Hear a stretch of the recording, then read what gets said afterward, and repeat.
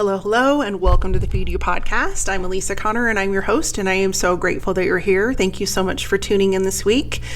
I always appreciate my longtime listeners and also those of you that are brand new to the podcast. So if you haven't been here before, thank you for joining me. And today we are on our fourth episode talking about email. Now, why is this crazy girl so passionate about email? Well, as you've seen in the world, it's a pretty crowded place. And if you aren't growing some sort of email list to stay in front of and connected with your list, your subscribers, and those people that you would like to convert into purchasing from you or moving forward in your sales cycle, whatever that looks like, you are going to be lost in the fold. You've got to create conversation. You've got to create relationships, and email is a great way to do that if you're not talking to people face to face. Even if you have talked to people face to face, you've seen them maybe once or twice. Email is a great way to stay top of mind and stay in front of them. And let me tell you something, folks, you own that real estate. When people sign up for your list, you own that. If you're posting everything and doing everything you have to market your business on some social media platform, for the love of all things holy, stop it. Because social media is owned by companies like Facebook and Google and YouTube. They don't care about little OU, and what they care about is making money. So let's be real. Let's start growing our email list, and let's start getting out there and creating a way to develop relationships in a one-on-one fashion. That being said, this week I am so excited to talk to you guys. I have these questions come up not only from clients, but also from people that have reached out to me on different social mediums, and also when I'm out and about in the world. People want to know about email. So today's episode is all about headlines. And I know you're like, oh, a headline, who cares? But the headline, let me tell you, is the most important thing you can write in an email. Why? Because if they don't get past the headline, you're going to the trash bucket. And you don't want to be in the trash bucket, because once you're in there, you're not coming back out. It is very rare that people will go back and search their trash bucket or their spam folder for your email. So let's get it right. So I have 9 tips, and I also have some stats for you because I think it's important. I actually probably have a few more than 9 tips, but I think it's important to have stats for you on what's currently happening in email and what's currently happening with the open rates and that kind of stuff. So what I found was that currently 77% of your emails are being opened on some sort of mobile device. And that comes from Email Monday, that stat. They did a study and they realized that 77% of those emails, this was in 2018, are being opened on a mobile device. Take that one step further, 81% of email is regularly opened on a phone. So what does that mean? You know, you have that little tiny screen. Well, if you have a headline that isn't standing out, that is not scannable, and that is super long and not interesting to people, you're going to get deleted. I use the example of, okay, when you check your email, so maybe it's not first thing in the morning, but it's probably one of your tasks that you get to in the morning at some point. How many emails do you just go in and you select a bunch of them and hit delete and throw them away? Because they're not interesting. It could be you signed up for a list and that you're no longer interested in that material, or you could just be like, none of this is floating my boat and I don't have time to read through this, to sift through this. So you've got to make it interesting, you've got to make it applicable, and you've got to be creating value. So let me give you I have 2 more stats and one more piece of information that came from these different studies.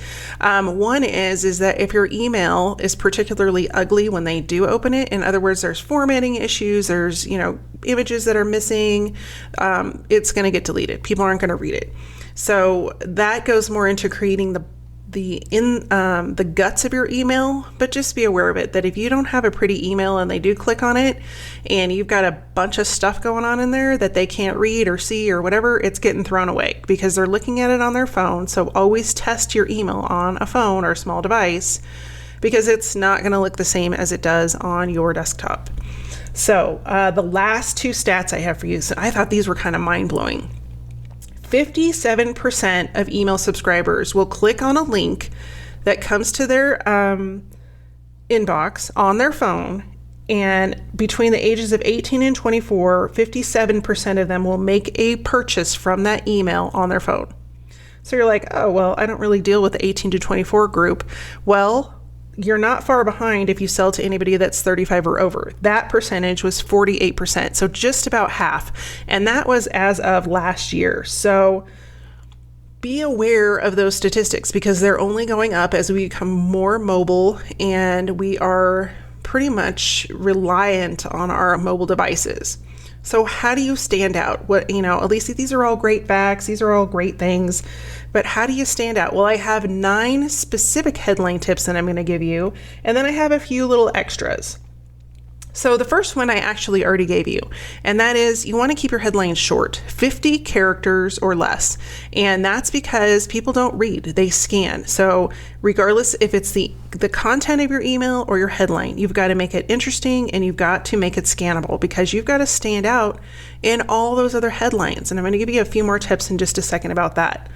So while we're talking about headlines, it is recommended not only by me, but by other professional email marketers, including people that you may follow like Marie Forleo and Amy Porterfield and John Lee Dumas, all those entrepreneurs that are in million or billion dollar businesses, highly recommend that you write at least 30 headlines. And I tell my clients this all the time. They're like, 30? Oh my word, that is so many headlines.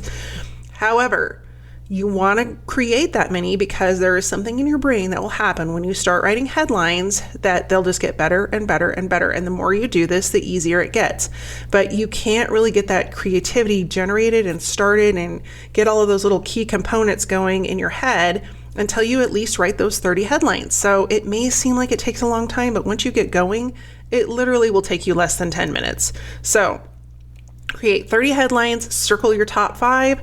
If you don't use them all this time, save them. Create a Google Doc or Excel spreadsheet or whatever you want to do and just put them in there. You might use them for another project. So you've done the brainstorming and you've got your best headlines. Now, I always say have at least 2. And the reason I say to have 2 is that you can do something called A/B testing. And you may have heard me mention this before in other episodes, and you're like, what the heck is A/B testing? Well, most email service providers, I'm not going to say all because not all of them offer it. They're getting there, but they don't all offer it yet.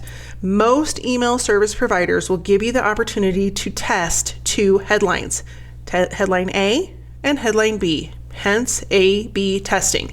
So what does that mean? How do they test it? So you, depending on the email service provider, they will choose the percentage or you will choose the percentage of how many people you want to receive each headline. So for example, with ConvertKit, they send 20% of my list to headline A and 20% to headline B. Whichever headline gets more opens and more clicks will then get the rest of the list will then get that headline. So the other 60% will go to that headline. And you'll find that your open and click-through rates become higher because you're doing that testing. So create 2 headlines, make them similar, but different enough that you can see which one works. And I'll give you some more ideas here in just a few minutes about ways to kind of kick it up a notch, as Emerald would say, and make those headlines worthwhile and really good test subjects. So on the subject of testing, 47% of marketers test different headlines to optimize for performance. So if you want to be included with those marketing professionals, which I know you do because you are professionally trying to market your business, you want to create multiple headlines and you want to have really strong optimized headlines. So optimize how? Well, that brings me to point number 2.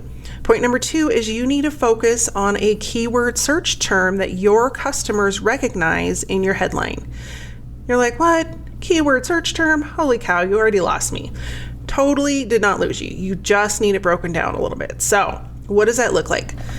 SEO, search engine optimization, is simply put the way one of your customers, subscribers, or prospects would look for what you're offering. So if you're using industry terms like chatbot or sales funnel or hydroponic tubing, or I don't know. I'm just trying to throw something out there that's kind of complicated. Most people aren't going to search for that. They're going to search for something that is in their brain. And so kind of the hard part of this is trying to figure out how do people search for what you offer. So for me, I use the term sales funnel because what I'm teaching you about email and about opt-ins and about your website and about, creating your brand, all of those different things, those are all part of a sales funnel, a chat bot, social media. All of those are mechanisms for people to get to convert with your product. But many people that I talk to that are small business owners, or when I'm speaking or online, they don't know the term sales funnel. So I need to break it down to email marketing, online marketing, social media marketing, Instagram marketing. You see how that works? So those would be keywords that they would be searching for to find me. You need to find those for your business. What do they look like? And there are several tools. I actually did an episode on SEO that I will link to. I don't have the number in front of me, but I'll link to that in the show notes so that you know where you can get started with SEO. And there's some great resources in that episode, and you can go and do some simple SEO research to get you started. SEO is just something you should kind of have your pulse on regardless, so that you know what's happening in your industry. So tip number 2, focus on a keyword in your headline and make sure that it's a keyword that your customers are using and recognize. Number 3 tip, shock people. Give them a reason that they want to open the email. You're trying to entice them to open it, so give them a revelation. One of the examples that I came up with is, Chewbacca was seen walking the Mall of America. Well, what? Chewbacca from Star Wars? Seriously? So maybe that's not something that's related to your business, but you could come up with something like Facebook algorithm kills all marketers or something like that. And I love that it has the word kills in there because one of the studies that I've read shows that any of those sort of gory words like killer or killed or not murdered, but it could be murder. But any of those kind of gory words actually get people to open emails more often. Isn't that crazy? We are kind of a warped society when you think about that. But, if you're thinking of it in the perspective of email can be murder or something like that, people are like, what? How is that? So you want to shock your readers and shock your subscribers to get them to open your email. So that's tip number 3. Number 4, interesting and totally related, you should use numbers in your headline. Your email is more likely to be opened if it includes a number, as in a number key, in the headline, as well as percentages and things like that. People love stats. They like to have things be certain.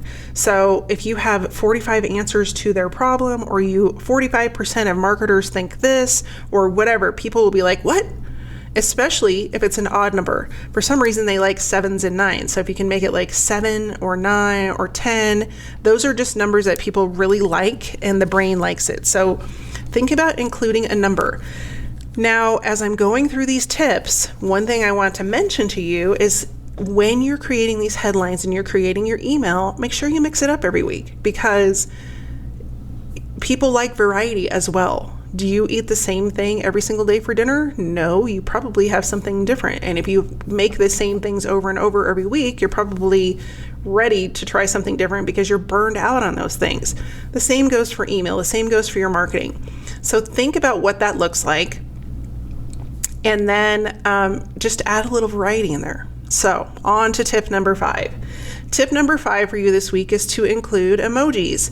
And you're like, emojis? Seriously? Didn't those go out in like 1997? No, they did not. In fact, I don't even think they existed in 1997. I'm dating myself. But emojis are one way for you to stand out in the scroll because a lot of people don't do that. And they don't use those funky little symbols that are on the top of your keyboard either. The and sign and the asterisk sign and dollar sign. So if you can throw those in there, perfect. Throw it in, mix it up, add arrows, do bold, do whatever you can do to make yourself stand out in the inbox. Now, a little precaution here.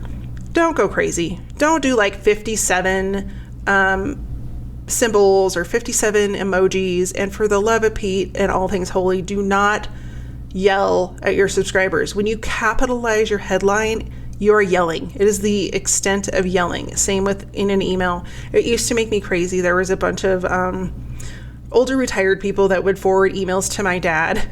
He would, of course, always forward them to me. And like every single one, they just put the caps lock on and started typing. And I don't know if it was just because they were too lazy to like capitalize things or what, but it was so annoying because it just bothers your eyeballs and it really translates into yelling. So please don't do that. But include those emojis, include symbols, and do something to make it stand out. Make your email stand out so that they're like, hey, what's that? Because you're going to draw their attention. They're going to read your headline. And then if it's of interest to them, they'll open it. So anything you can do to make your email stand out in the inbox in a pleasant way is going to take you further. So on to tip number 6.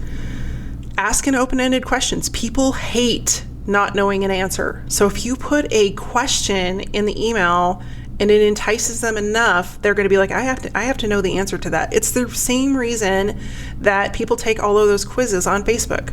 What spirit animal are you? Who were you? What rock star would you have been in 1952? People are like, I don't know, but now I have to know. And you didn't even care 5 minutes ago, but your brain has to close that loop. It has to close that circle. And so if you ask them an open-ended question, it's going to make them curious and they're going to be crazy until they open the email and find the answer. So tip number 6 is to ask a question that they need to open the email for to get the answer.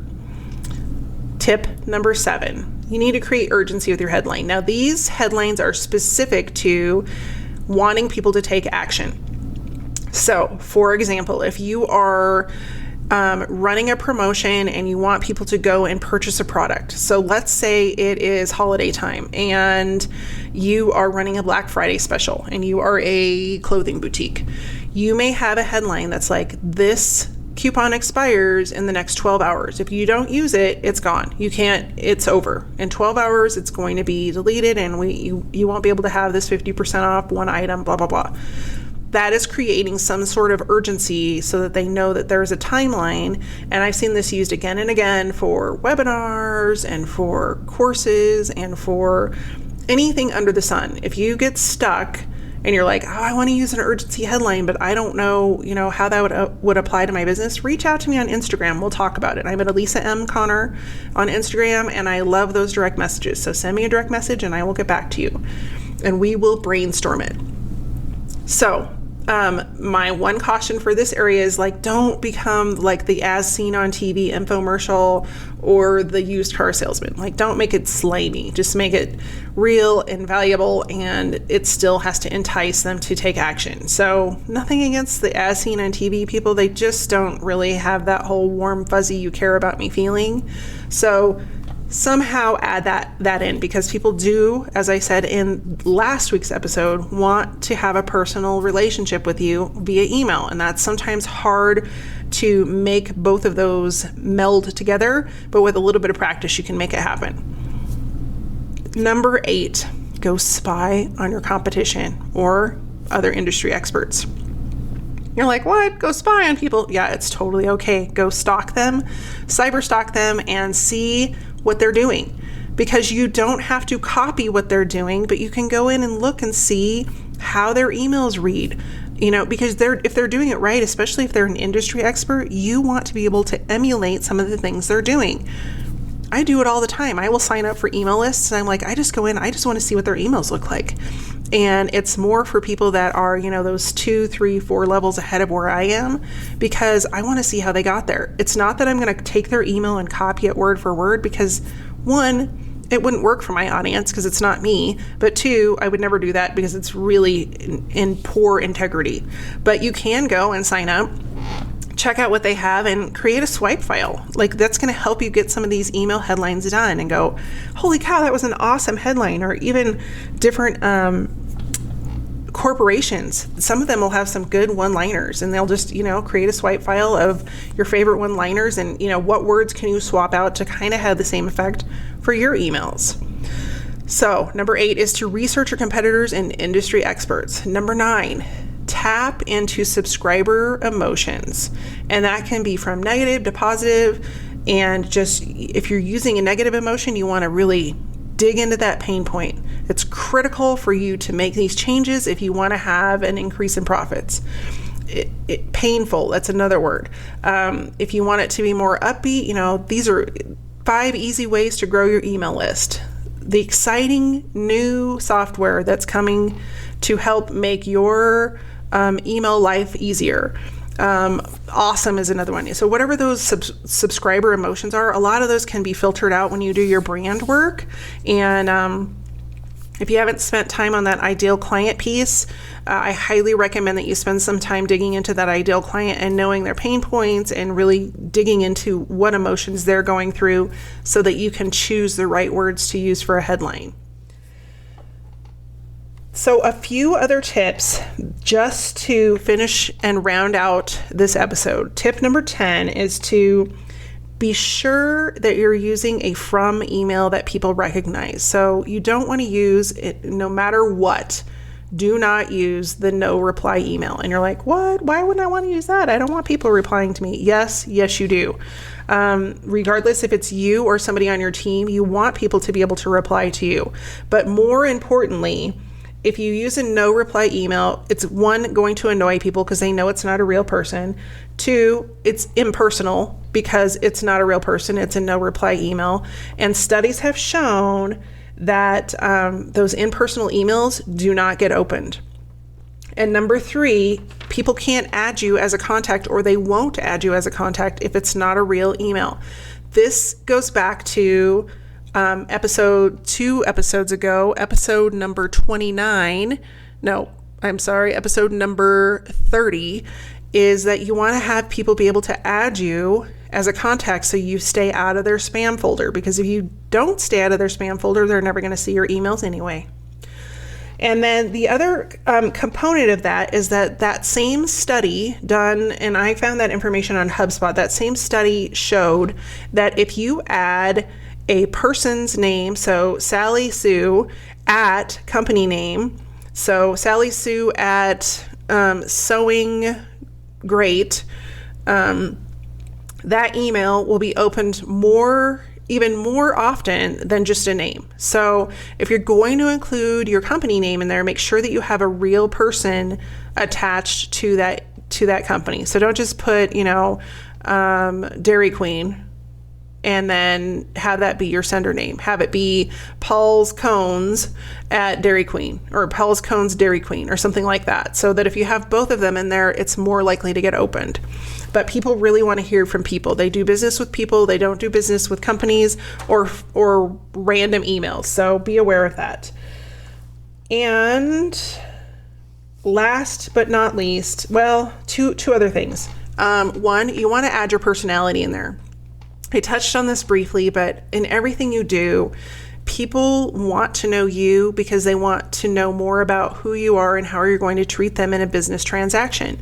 And so when you share your personality and you share those pieces that we try to kind of hide behind our professionalism, people are more likely to want to know you and want to know more about you.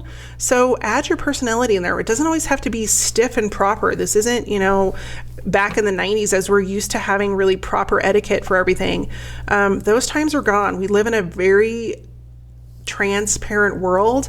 And so people appreciate transparency. And part of that is your personality. And that's what makes you unique. So add your personality in there. Next, and then I have one more after this, but don't be spammy. Oh my word. People hate spammertons. They do not like it. They're going to not only delete your email, put you in the spam box, but they're probably going to report you. So don't spam people with junk.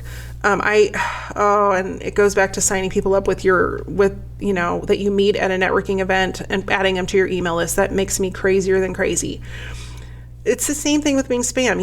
If you add somebody to your email list and then immediately start sending them just copied emails from your MLM that have nothing to do with them, they're going to just, 1, get pissed at you, but 2, they're going to report you and kick you out and tell everybody under the sun to not sign up for your email list. That is the last thing you need. So don't do it. Don't add junk into the email, which leads me to my final point, which is always add value, even in the subject line. Create something that you're proud of, that you want to share with them, that's going to better their life, better their business, and make sure that it's interesting enough that they open that email, because we spend a lot of time creating these emails and making them just right and putting a lot of energy into them, that if nobody ever sees them, that is so deflating.